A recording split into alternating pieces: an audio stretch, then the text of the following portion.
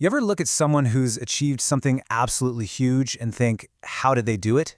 It's not always about raw talent, and it's definitely not just luck.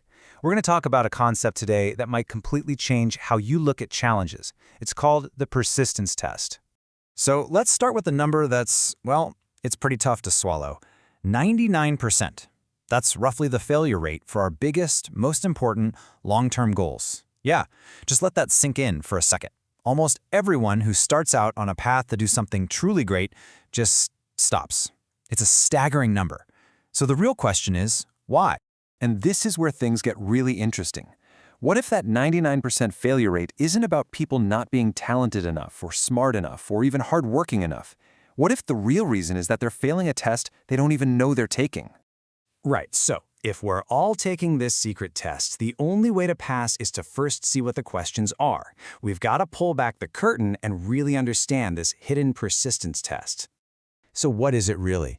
The persistence test isn't about just grinding it out or pushing through pain.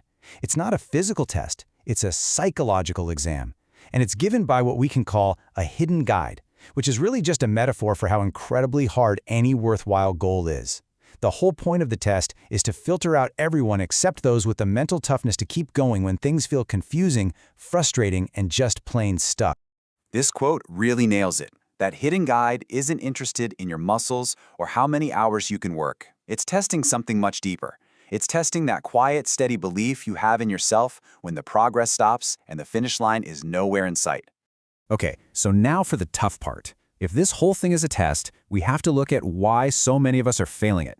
Let's really get into the anatomy of that 99%. And honestly, this slide is the heart of the whole problem. On the left, that's the path we all think we're signing up for, right? A nice, straight line, clear progress, little wins along the way. But the reality of anything worth doing is the path on the right, the hidden path. It's messy, it's full of long, flat plateaus, sudden dips, and you get almost no clear signals you're doing the right thing. People don't quit because they're lazy, they quit because the journey they expected and the journey they're on feel like two completely different worlds. You see, that gap between expectation and reality leads to all these common traps. You hit a plateau where nothing seems to be happening, and your brain screams, "This is a waste of time, I failed." You have a setback, and you see it as a giant stop sign instead of just a detour. The bottom line is, without a map for this confusing territory, your psychological endurance just gets worn down to nothing, and you drop out. You fail the test. Okay, enough doom and gloom. Let's flip this around.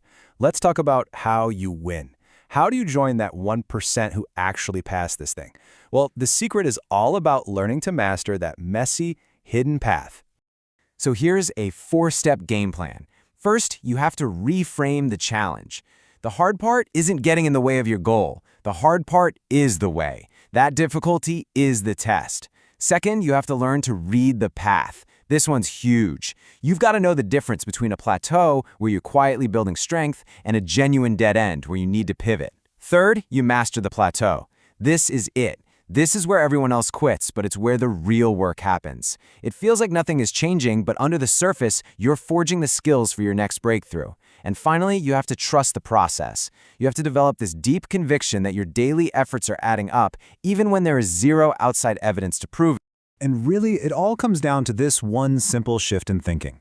You stop looking for the easy way out. You stop trying to dodge the hard parts. You stop trying to avoid the test altogether. Instead, you put all your energy into figuring out how to pass it. All right, let's make this really practical.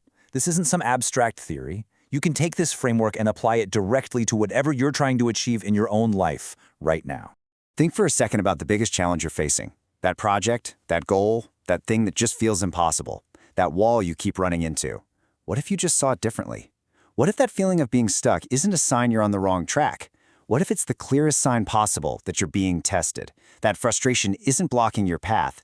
That frustration is the path. So here's the final thought I want to leave you with. The test. It's not something in the future you need to get ready for. It's happening right now. In this moment of doubt, on that plateau you're on, the test is always happening. So the only question left is, are you ready to pass?